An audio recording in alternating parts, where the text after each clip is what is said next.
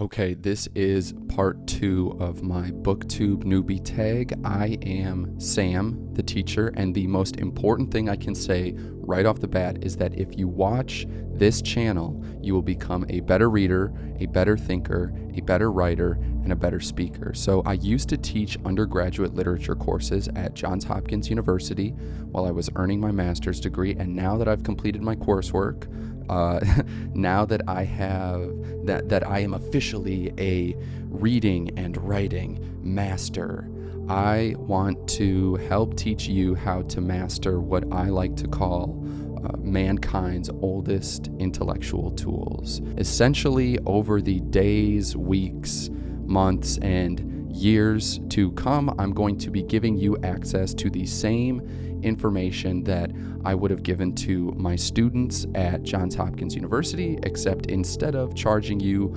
upwards of about $50,000 a year for the information, I'm giving it to you for free, for $0.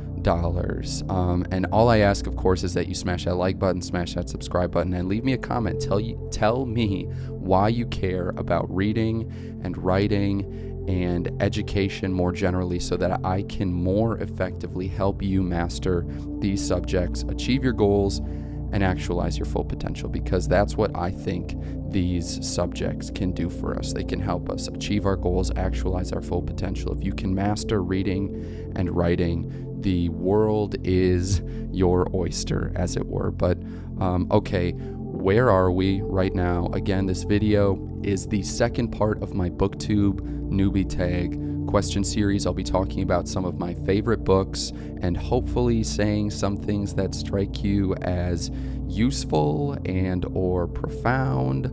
I'm basically knocking out every Booktube Newbie Tag question I can find / think of. So hopefully I'm either giving you good answers or giving you valuable ideas to riff off of in the event that you're a fellow booktuber trying to make a video like this one. We're in this together, so yeah, I'm just trying to find a community and build a community. So right away, I'm going to pose the 2 questions that will be central to this video. So the first one is, why do you love reading? And the second question is, what book or series got you into reading? So I say these questions using you right now. So consider your answers, sit with your answers, watch my video. You watch all of it, that would be great. If not, I understand. I will say that there's a very important essay that I've linked in the description. In the event that you don't watch the full video, assuming you're a YouTuber, this essay is worth your time. It's called 1,000 True Fans. You should check it out. So there's my suggestion. But yeah, consider your answers to the questions I posed. Sit with them, type your answers in the comments, and I will literally, this is something that I always say, I will literally type you paragraphs. That's my thing, typing unnecessarily lengthy paragraphs in response to any comment, no matter how big or small. If you don't know, say something in the comments and find out. But all right, enough of the introduction. Thank you so much for watching. Let's get into these Booktube Newbie Tag questions.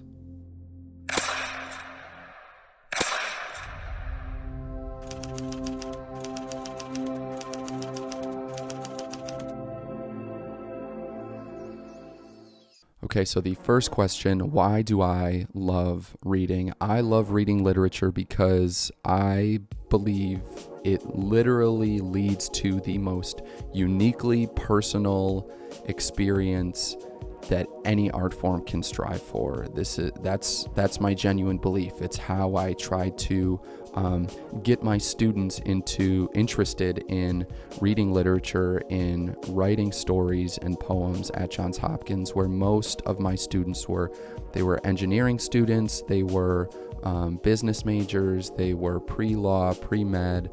So people who aren't, primarily interested, or I'll say their education isn't centered around creative writing or reading literature. This is kind of how I made that, or one of the ways that I made an appeal to them. But probably it sounds a little confusing, so hear me out, because I know it is a big claim, but I am not messing around, so allow me to say more.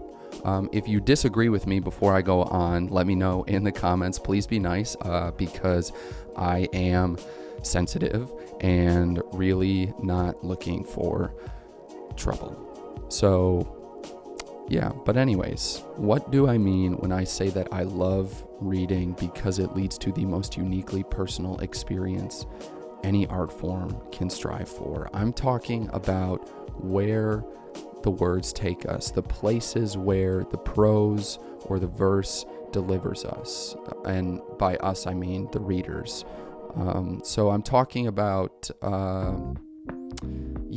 about what the words mean, the meaning we draw from them. I'm talking about the uniquely personal images which the language we read puts in our heads.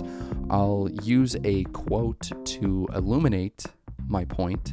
And this is from, I don't have it by me. Last video I had it by me, so it's somewhere back in the pile. I guess I should mention now that I haven't figured out how to display these. These are some of my books. I have a lot of books. My girlfriend and I moved into this apartment not too long ago, so I'm still trying to figure out where to put a bookshelf. I can't build one right now, but eventually I will. Anyways, this quote, I have to keep moving. I'll use a quote to illuminate my point. James Wood's book, How Fiction Works. The link is in the description. I believe that you need to read this book if you identify as a booktuber or are a booktube enjoyer, for lack of a better wording. It was assigned reading for me in undergrad when I was studying English literature and creative writing at the University of Wisconsin, and it was also assigned reading for me again when I was in graduate school at Hopkins. And, to bring things full circle, I also assigned the book to my undergrads that I taught while I was at Hopkins. So the quote is in a section of the book titled The Importance of Noticing, which I think is a cool title, if you ask me. So it's as follows, quote, "In life, as in literature," Wood writes, "we navigate via the stars of detail. We use detail to focus, to fix an impression, to recall. We snag on detail." So I love reading because the specificity of language, the specificity of details, to use Wood's word, which the language gives to us. I think it offers an engaged reader a unique picture which belongs exclusively to the reader. When I read In Search of Lost Time by Marcel Proust, which, as a side note, I'm almost done with the 5th volume. But it's been a long haul, as I've said in plenty of other videos. But anyways, when I'm reading In Search of Lost Time and there's a scene in, say, a kitchen, the novel might be set in late 19th and early 20th century France, but the images that I see when I'm reading the words are amalgamations of meaningful memories. And I'll pause here to repeat myself.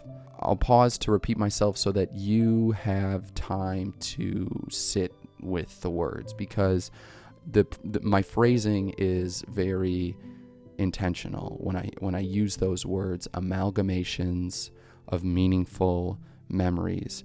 So what do I mean? I mean that I might imagine the scene, that I'm reading in the kitchen of my childhood best friend's home when, I'm digesting this Proustian scene that's set in 19th century Cambrai or Baalbek, whatever.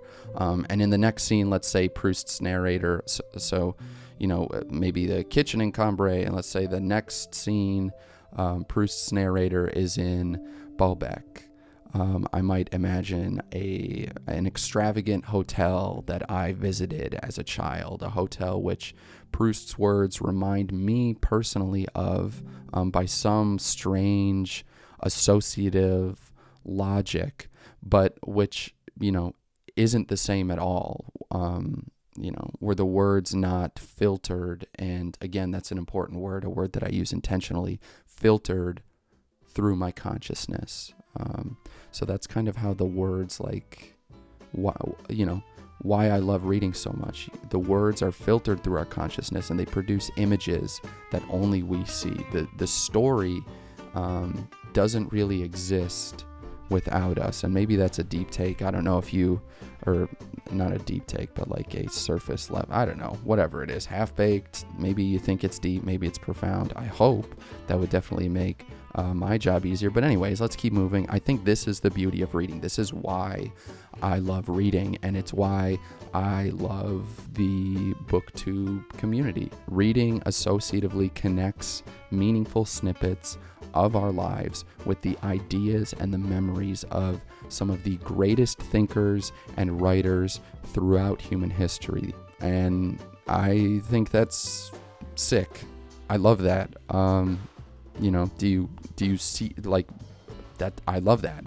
A great story, one which truly captivates us, reminds us of where we've been and what we've seen, oftentimes without us realizing it's even happening. That's what I mean when I say, the pictures, the images just appear in our heads when we're reading.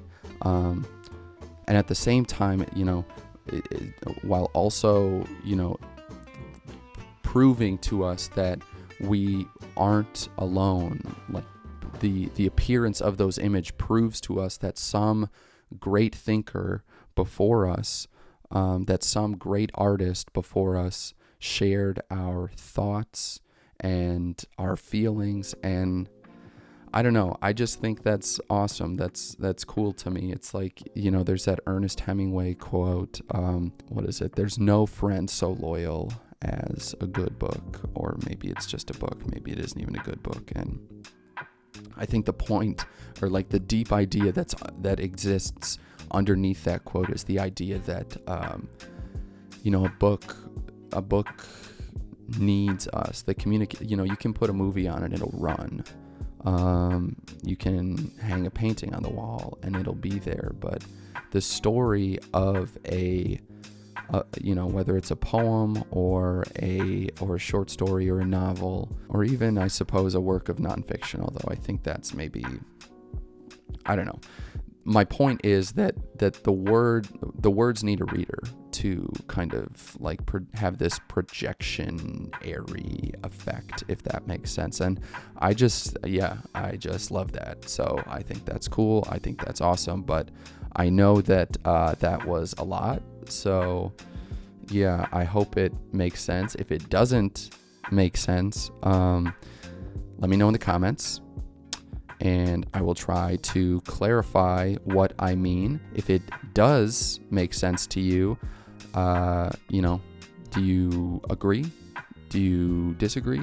Why do you love reading? Let me know in the comments, and I will, like I said before, like I always say, literally, I will type you paragraphs. So yes, you paragraphs. Okay, the second question that I was going to address is, what book or series got you into reading? But I've already been shooting this video for like 15 minutes, so it was longer than I expected. So maybe I'll answer that next week. Yeah, just draw out. I think maybe that is the cooler thing to do, just deep dive these questions. I don't know if people will actually end up watching them, but yeah, maybe try for that. So I'm sorry if that disappoints you, but I hope you'll join me next week when I talk about the books / series that got me, really interested in reading.